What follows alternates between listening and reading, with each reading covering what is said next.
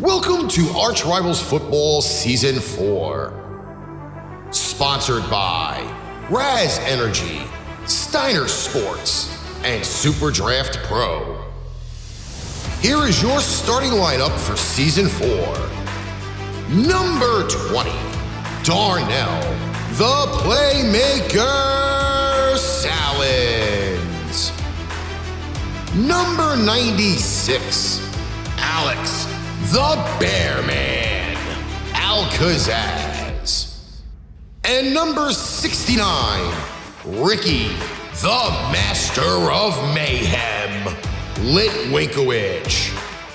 Kickoff is starting in 5, 4, 3, 2, 1.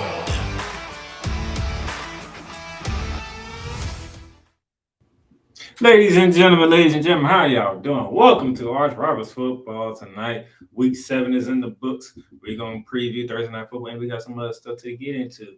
But for the pleasantries, y'all know me out here in Jasmine before. The Playmaker down there, Sallins here. Your host, the man does it all right now at this point in time. And with my co-host out there in the big state of Texas.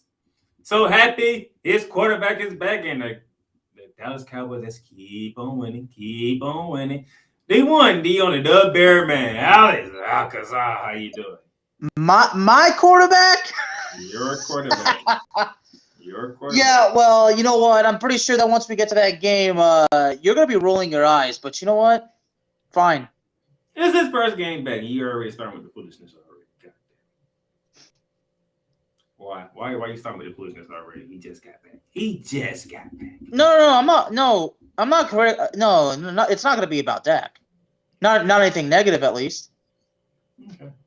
I know Dak did look rusty, but we can't say he looked extremely rusty because the completion numbers kind of says kind of begs otherwise. But we'll cross that bridge when we get to it, right? We will cross that bridge when we get there. And thanks for you who's tuning in, either on the Playmakers blog page or ArchRivals page or the Pipe Bomb page, whether it's on Facebook, Twitter, Twitch, YouTube, it doesn't matter. We thank you for tuning in. And if you need to say anything, go ahead and say it in the chat and we'll see it. But let's go ahead and get it started because we got some stuff to get into with so little time there, man. Let me see. Oh, that's the wrong week. I think you got the wrong. Yeah, I was like, wait, are we back in time? Week. That's the wrong week.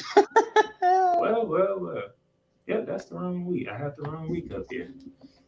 Technical difficulties on my part. I'm Not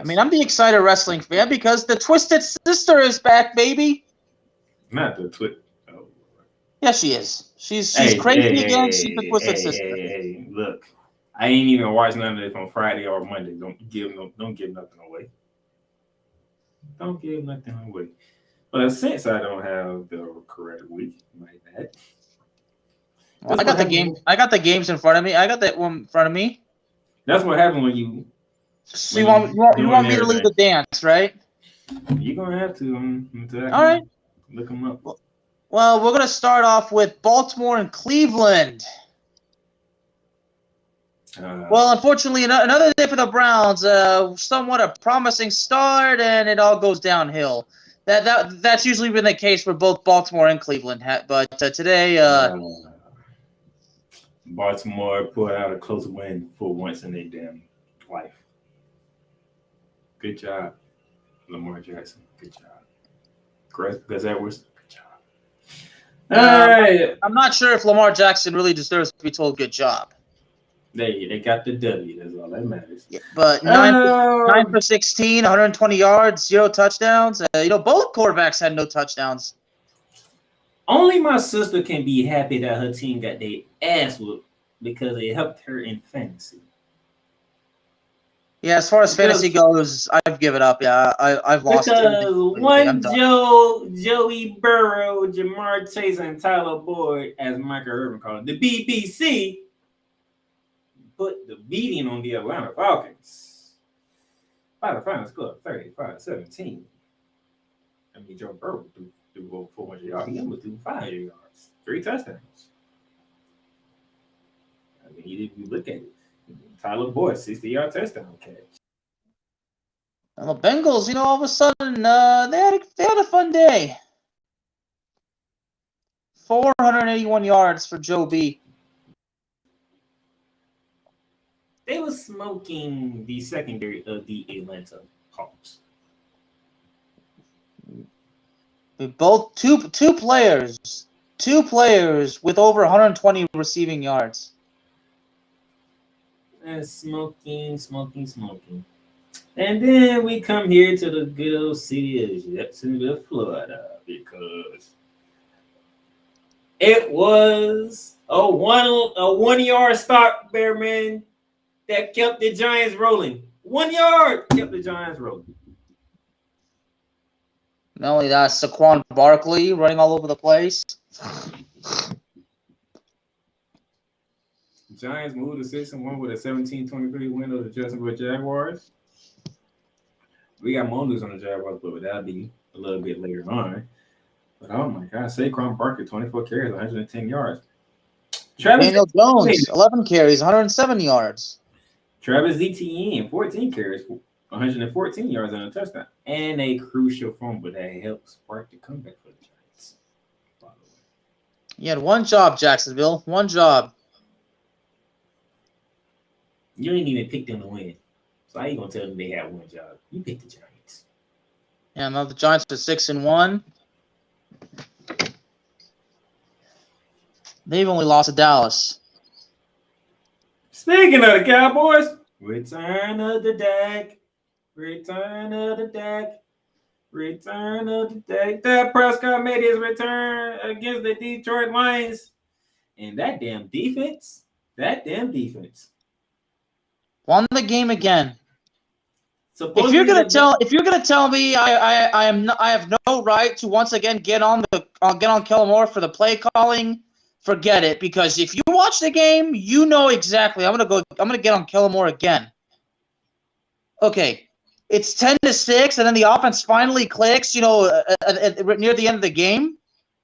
Okay, let me make one thing clear. Detroit came in with the worst defense, but that Detroit defense played well. They were exhausted when Dallas scored those 2 late touchdowns, let me tell you. And Detroit, unfortunately, was just so unlucky. I mean, those 5 turnovers tell a story, but you remember that one play where the tight end was this close from getting in, and unfortunately, Dan Campbell, who really does sound like Hulk Hogan, didn't challenge the play? I mean, if any team should be sorry, it should be the Cowboys. Because after I do recall, it was the Detroit Lions who came off the bye week, not the Dallas Cowboys, correct? It was what? The Detroit Lions had the bye week, not the Dallas Cowboys. Well, Bo, I mean, Detroit, very unlucky. I mean, that fumble at the 1 yard line, that's really what killed Detroit. I'm saying, though, Detroit had a bye week, so it came in fresh. Yeah, well. Despite not having DeAndre Smith and DJ Chark. Losing Amon-Ra St. Brown to a concussion. But hey, it happens. And that play calling is still atrocious. Let's take the flight from Arlington, Texas to Nashville, Tennessee, going from one country town to another, because it was the Tennessee Titans hosting the Indianapolis Colts. In the suite of the Colts is commenced because 1910, the Tennessee Titans sweep the Indianapolis Colts, go to 4-2, dropping the Colts to 3-1, and we got some breaking news on that, but we'll get to that when we get to that. Yeah, we'll get to that. And I'm sure you'll want me to do the honors, right? Yeah. Another thing we're gonna get to later on. Well, speaking of the Colts, I think should we rule Jonathan Taylor is a fantasy draft bust? I don't think so. Speaking of some things that we gonna talk about a little later on, I'm just gonna say the city there, man, and you gonna take it from there. Land of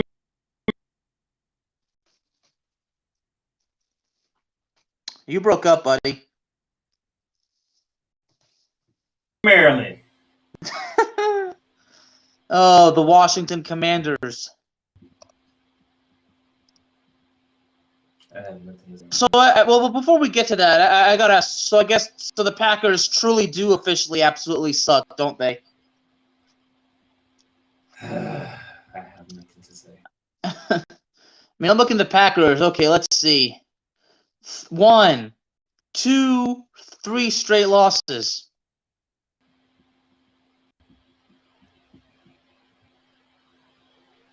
Well, they were 3-1, weren't they? Now they're 3-4. A 3-game losing streak.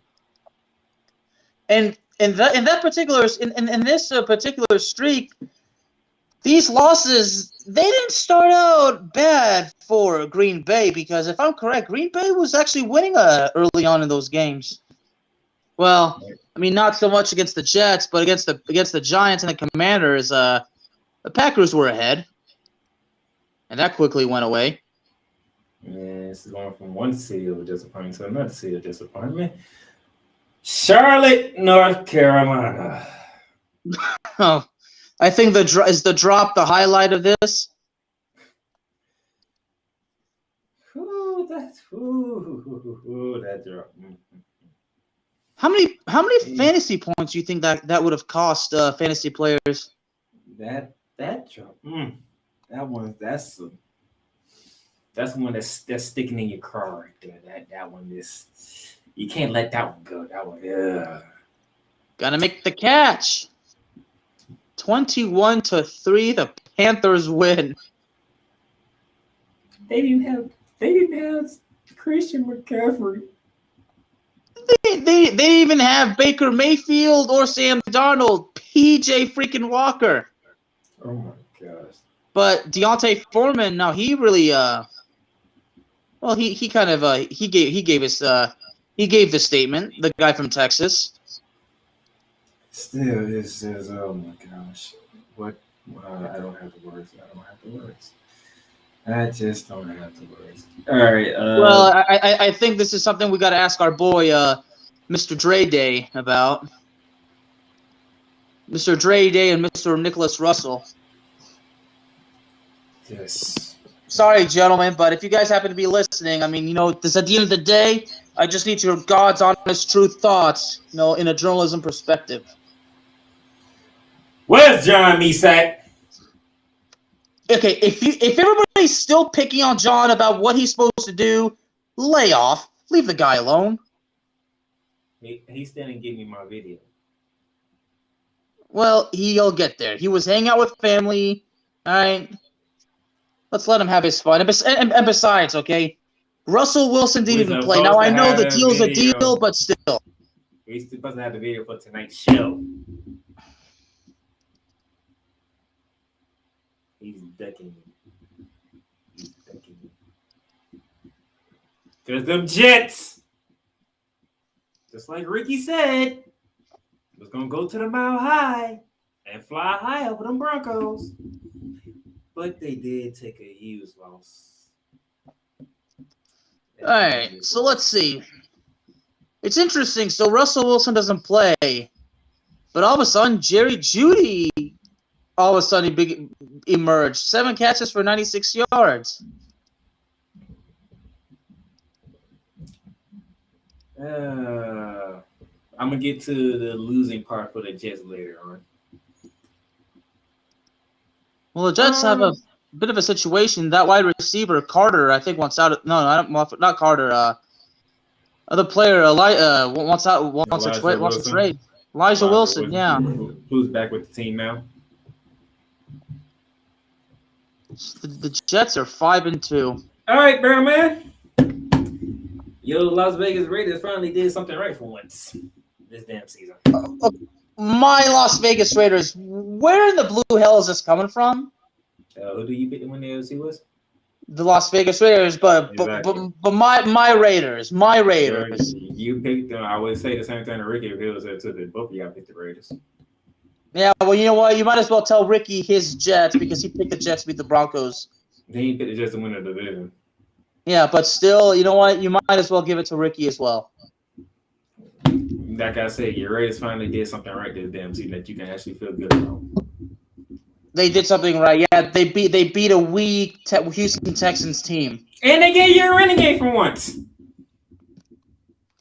Josh Jacobs ran all over the Texans. Mr. Jacobs.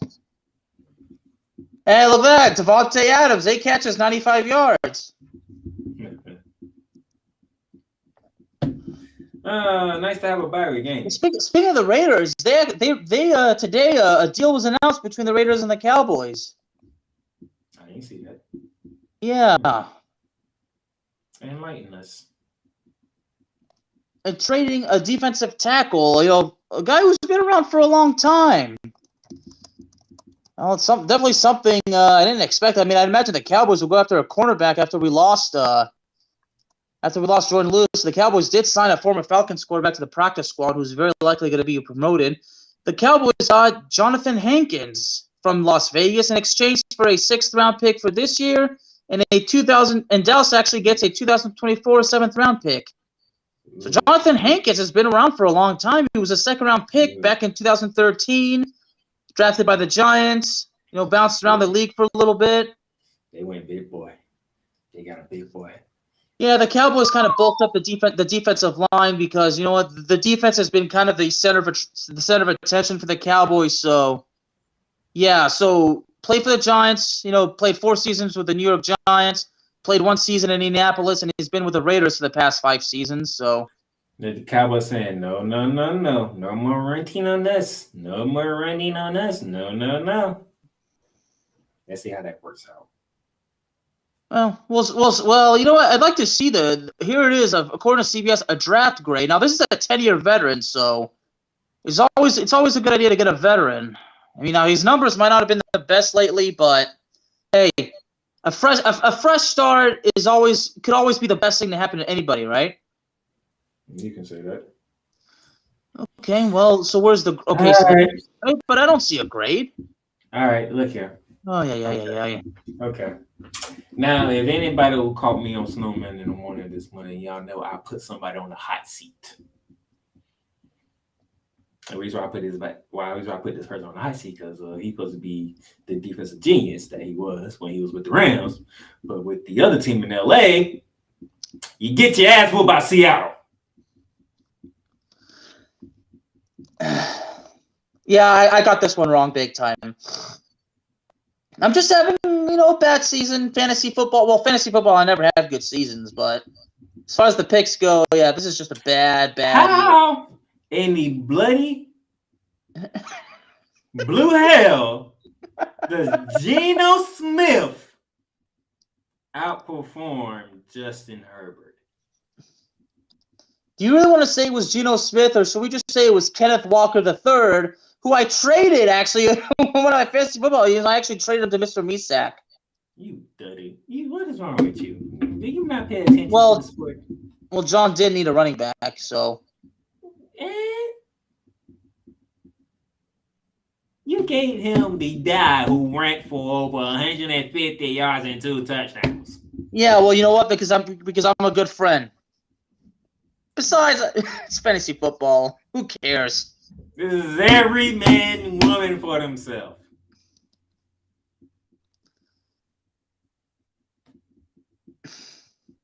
Now back to Brandon Staley.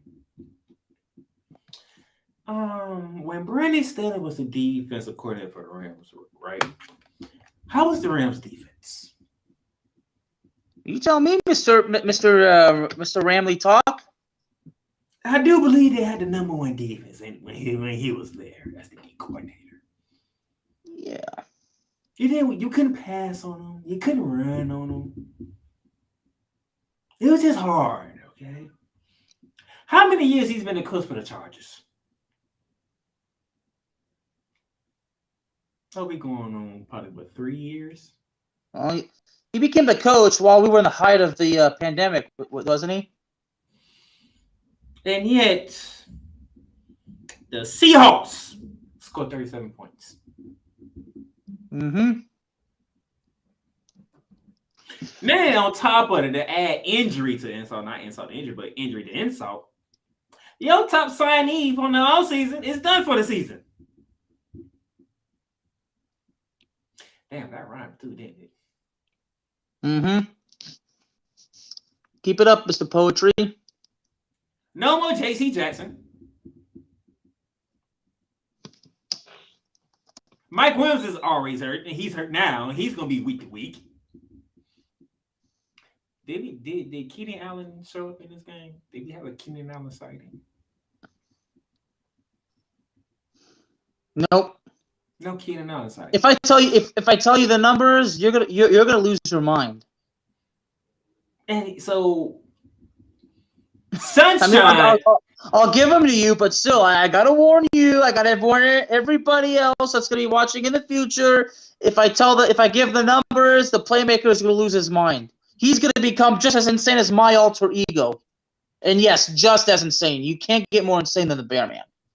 Not even the Joker. Not even the Joker. The Joker is even scared of him.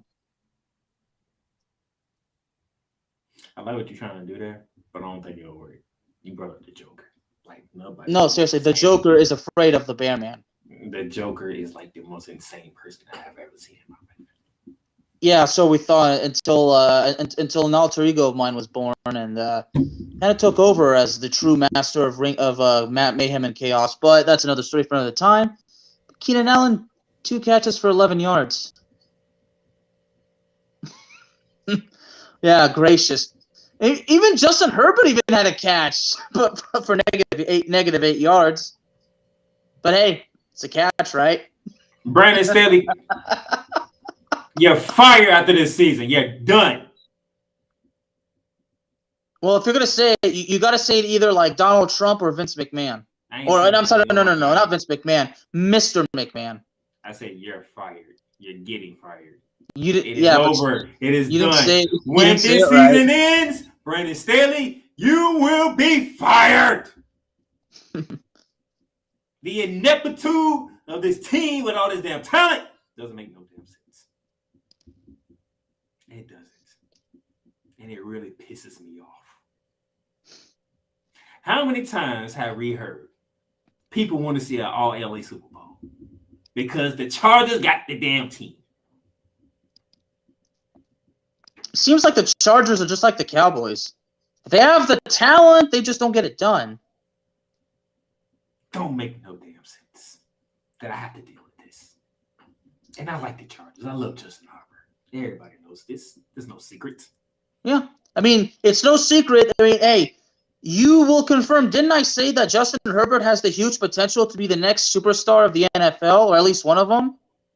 Alongside Mahomes, to name a few. I said Justin Herbert has potential, didn't I? Brandon's telling you killing me. Still, look, I'll be honest. Now, I'm serious when I say this. I don't want to lose. I don't want to give up on Herbert, but if he stays, now I'm starting to get the feeling if he stays with the Chargers, that's what I'm starting to fear. Like, all of a sudden, now we're having second thoughts that the Chargers are not where he should be, so we can really see the real Justin Herbert. See, now I'm going insane. Now my alter ego is beginning to kick in. Now all of a sudden I got to start worrying about Justin Herbert. And then it gets even worse because I along with the damn 49ers. See, and Mr. John Misak feels the same way. Look, before we go, I had to say this because John Misak is a man of conviction, just like you and me. Mr. Misak said, this is not about the rivalry between the Broncos and the Chargers. This is about basically having a true, unique knowledge and passion for the game. Whoever he plays for, you recognize the talent and potential when you see it. Mr. Misak had high hopes, too, for Mr. Justin Herbert, so it wouldn't be surprising if even John's starting to go crazy. Like I said, and I end up alone with the damn 49ers.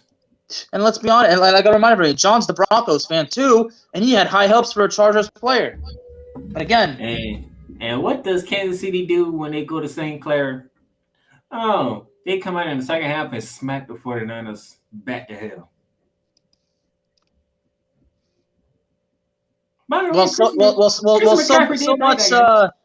So much for an explosive debut for Mr. McCaffrey. I mean, he did have that one catch. His first catch of the game was pretty cool, but then after that, that clearly wasn't the case.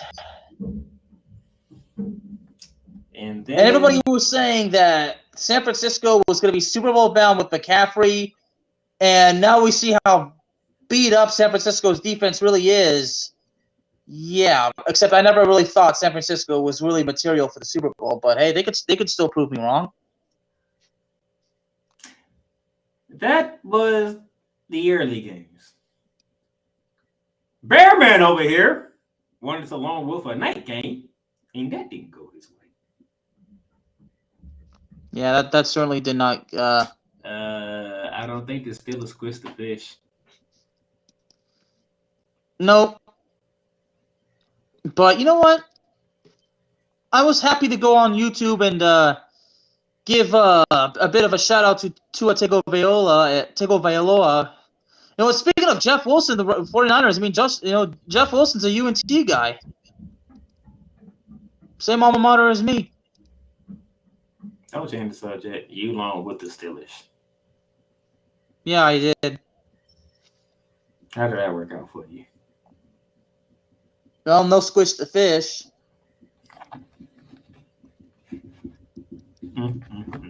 But this was I mean... You know the worst part about this game is? Okay, well... there was no points scored in the second half.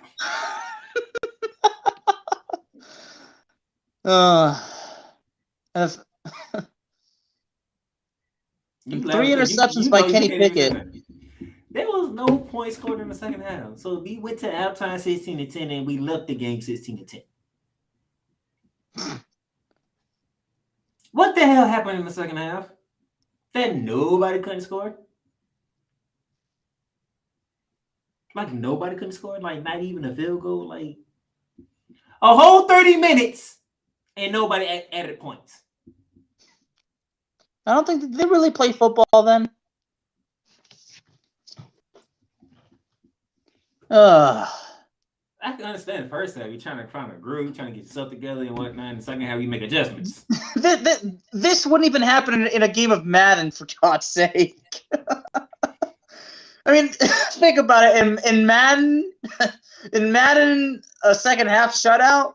I mean, unless you're playing, for you, it's all like hard difficulty, and then all of a sudden it changes to rookie mode.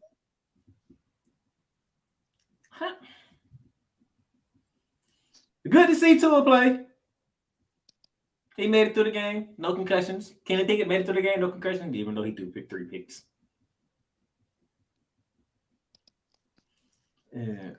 So this is it, right? Mike Tomlin's finally going to have that losing season.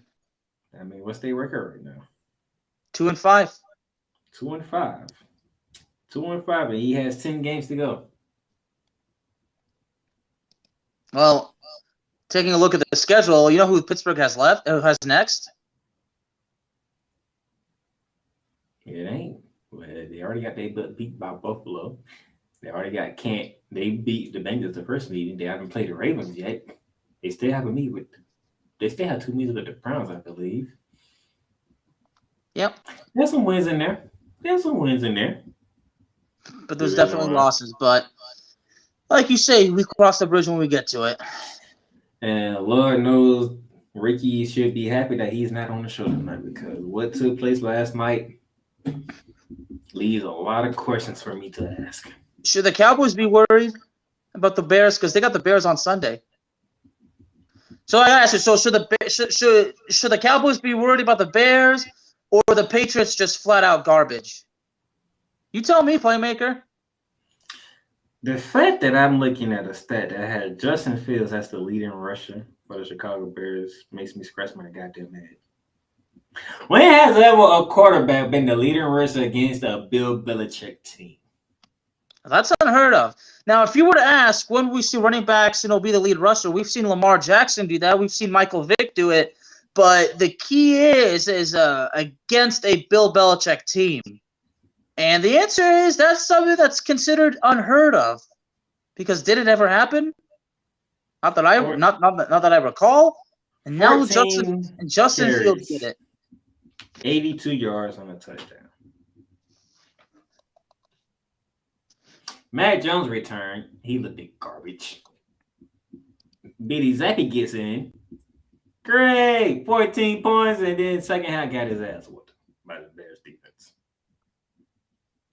Do we have a quarterback controversy in New England all of a sudden?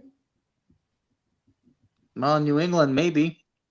Is Bill Belichick losing his team all of a sudden? Because this is unprecedented.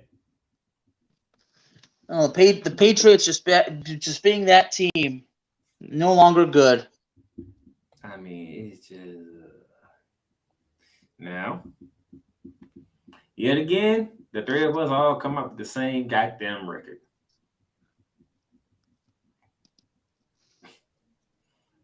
There's like no movement whatsoever. Yeah. Ain't going nowhere.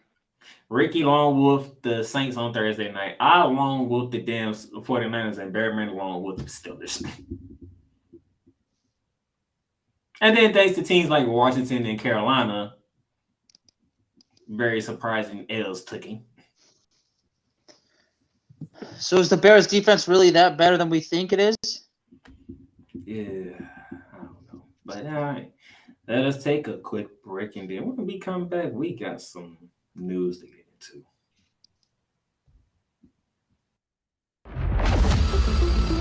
Paint Train Pipe Bomb Productions and the Playmakers blog are now both partnered with Fanatics.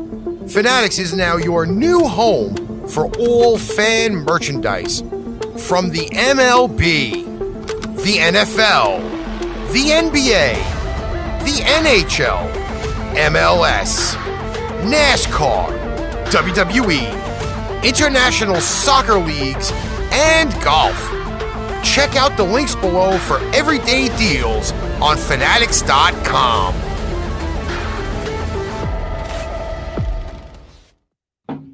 All right, ladies and gentlemen, welcome back, and we got some news. Starting off with, who saw this one coming? This happened yesterday when word got up that Bryce Hall tore his ACL against the Denver Broncos. No, that was the costly thing you were talking about. So what do the Jets do? Hey, Jacksonville, how much for James Robinson? A 6th-round pick that can turn to a 5th, really? We're talking about a guy who was undrafted who ran for 1,000 yards. He gets treated like this? Really?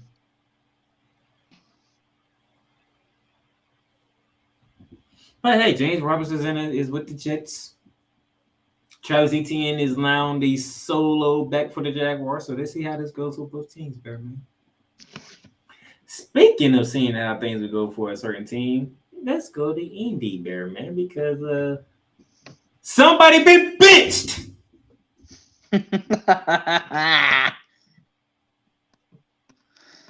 I'm really curious to know Mr. Ricky's on this. They benched Matt Ryan. And a quarterback that you know very well is now the starting quarterback for the Indianapolis Colts when you talk to the people. Mr. Sam Ehlinger. Let the people know what you know about Mr. Sam Ehlinger. Well, fellow Texan, just like me. He played his college ball at the University of Texas. Famously said, we are back after Texas beat Georgia in that Sugar Bowl game, but we all know how that turned out. I don't remember. I think, it's not often Longhorn quarterbacks get to start, but it's just like he went to Westlake High School in Texas, where he broke various school records that were previously held by the likes of Drew Brees and Nick Foles. Yeah.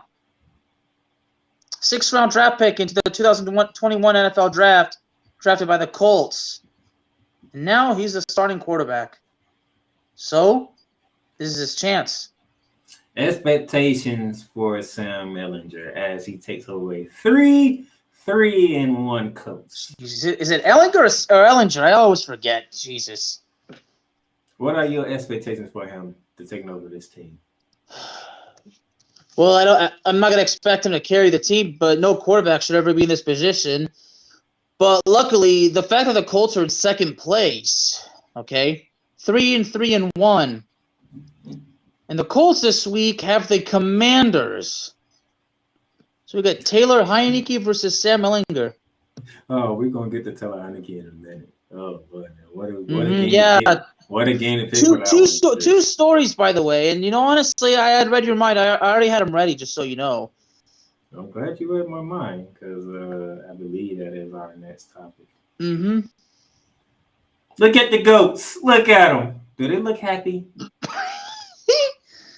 No, they don't look happy, but some would say they're both washed now. They don't look happy to you? They ain't happy? No, Tom Brady's just Tom Brady's just in his whatever phrase, and Aaron Rodgers is just like, I wonder why. Looking like he wants to chokeslam somebody. So through a table. Talk to the people about the man who beat Tom Brady on Sunday. It doesn't seem like he's had Aaron Rodgers is still putting up the numbers, but the Green Bay offense, according to my boy, Third Down Thursdays, Mr. MJ Hurley, offense is a problem for the Packers. It's funny. They tell me that here I am angry about the Cowboys' offensive coordinator, being a major problem. And then they're telling me, well, there's teams with more offensive problems of their own, which is true. But hey, Cowboys, but their issues should not go unnoticed either. So what about that quarterback that beat Aaron Rodgers on Sunday? What's his story like? Oh well, he's a dude that's honestly, always overlooked, and that's really frustrating. But Taylor Heineke, played college football at Old Dominion University. Originally was undrafted in 2015. Started his career in Minnesota, trying to become the backup for who at the time was Teddy Bridgewater, who was the starting quarterback for Minnesota. Well, after all these injuries, after 2016, September 2016, injuries kept bugging him, but he was eventually on the main roster by November. But he was eventually waived in September of 2017. Was briefly, and I do mean briefly, on the New England Patriots practice squad before somehow, some way ended up down in Houston. Was there for a bit. Did briefly play, but suffered a concussion, and that was it. And then was in Carolina. And that's where it really took off. Now, in 2019, supposedly his future was basically solidified in Carolina, but that was clearly not the case when he was cut in August. Briefly played in the XFL until the, had to ruin everything. Jesus, everybody had to lose their mind. And then eventually ended up with the Washington Commanders because Mr. Rivera basically remembered him, and he brought him in, and the rest is history. We want to talk about the best moment, don't we? When he was this close from knocking out the GOAT from the playoffs, but it didn't happen.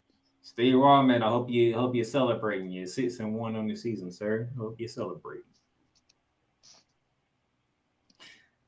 Now for the other side, that quarterback that Tyler Heineke almost beat in the playoffs. What about that guy that beat the GOAT on Sunday? What's his story like? Oh, Mr. P.J. Walker. Played college football at Temple University. Signed by the Indianapolis Colts in 2017 as an undrafted free agent. Lasted a little bit.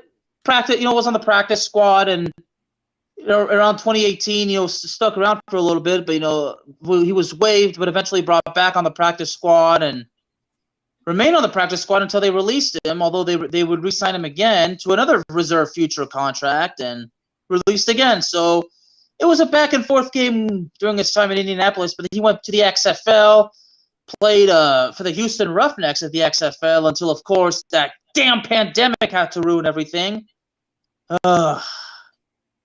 But he, too, March 25th, 2020, found a way and got up to the Carolina Panthers, where he reunited with his old college football coach, who, as we know, is Matt Rule, who recently, got fired. So when P.J. Walker all of a sudden had his chance to play, obviously it started off a little bit rough, but sometimes, it happens, as the Playmaker likes to say, well, not you, excuse me, as the Master of Mayhem likes to say, shit happens. But you know what? he was not gived up. They didn't give up on him, so they re-signed him, in January of this year, and now he helped the Panthers upset the Buccaneers, 21-3. But that drop on Mike Evans, that tells a story. I'm sure Mr. Waldman enjoyed seeing that. That damn drop. That drop's going to haunt Mike Evans for a very long time. Yeah, some people ask me, am I pissed off because Mike Evans was a Texas A&M play? I'm like, I don't care. I'm a TCU guy. I don't care. I'm a UNT and Texas Christian University guy. I don't care about A&M. Which quarterback you trust more at this moment in time? The GOAT or the MVP? Probably the MVP. Because the personal issues probably don't take into effect. He's going with Aaron Rodgers. Tom Brady's one dealing with a lot of shit, okay? That is true. That is very true. But he should have stayed retired. He should have stayed retired. But he didn't. He did it. Was it worth it? Yeah, so I hope it was worth it, buddy. I hope it was worth it.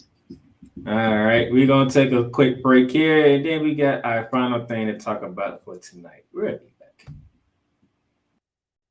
Pain Train Pipe Bomb Productions is now partnered with NFLShop.com. NFLShop.com, which is brought to you by Fanatics, brings you amazing team items like game day jerseys, hats, t-shirts, hoodies, team banners, and more. Check out the link below for great, amazing everyday deals on NFLShop.com. All right. And sticking with the topic at hand, here we go. Thursday night football. Baltimore Ravens, Tampa Bay Buccaneers. Bearman, you get first crack at Thursday night football. Another Thursday night football. Okay, seriously, there's the method right here. They're trying to torture us, for God's sake. Oh, for God, man. So who has the bigger problems, in your opinion? Baltimore or Tampa?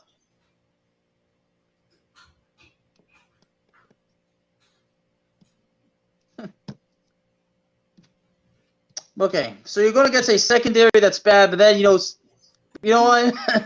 If Mike Evans is really haunted by that catch, imagine if Mike Evans takes that frustration against a bad Baltimore secondary. Now, this game is in Tampa, right? This game is in South Florida. Is Tampa's defense still convincing? I mean, they only gave up 21 points, so. But they did get ran through, so. The offense, it's 50-50 right now. Yeah. Lamar Jackson versus Tom Brady.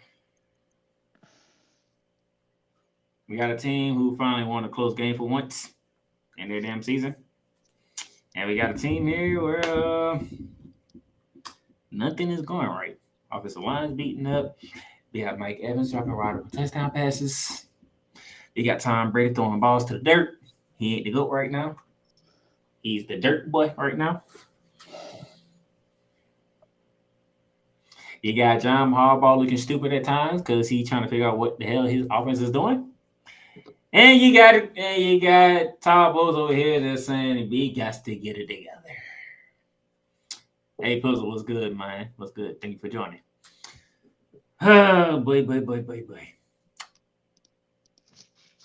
Well, for once, at least Al Michaels and Kirk Herbstreit get to see some superstars for once. That should be good, right? Mm-hmm. But man, what's going to happen down in South Florida? Bearman, I don't know about you, but I'm leaning Tampa for some odd reason. I'm leaning Tampa. I don't know why. Yeah, me too. And and imagine if Lamar Jackson is in a Tampa uniform next season.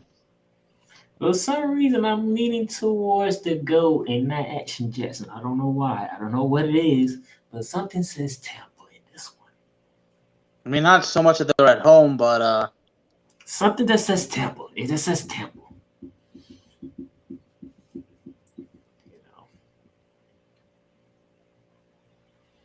You know what? I think it's the defense. I think the defense is gonna make amends for what took place in Charlotte. Well, they got no choice. I think they're gonna. And Mike Evans going against the worst secondary in the league. He better get it together. Either hit. Oh Lord. John Harbaugh, keep an eye on number 24. I do mean Marcus Peters, because if Mike Evans don't abuse him, I got a feeling Chris Godwin might abuse him. Just saying. All right. Last Thursday night football. Any final words, Batman, before we go? Nope. All right. You will see us again tomorrow for Bearing Down the Gridiron. Another interesting week took place in college football. Yeah, we'll recap and then we'll preview the week ahead. And I have good news, Bearman. I bring good news. This is the final week for the AP poll to be used, because starting November 1st, we get the college football rankings. Oh, very nice. So until tomorrow, that is the Bearman running through Texas. I am the Playmaker here in Jacksonville, Florida. We'll see y'all tomorrow. Have a wonderful evening. Goodbye. You've just experienced ArchRivals Football Season 4. Click that like button and subscribe so you'll be notified when a new Arch episode is live on the air. Check out our sponsor links down below for everyday deals on Fanatics, NFLshop.com, and Points.com. Need merch? Check out www.paintrainpipebomb.threadless.com for quality merch at amazing prices. Tune in again next time for Arch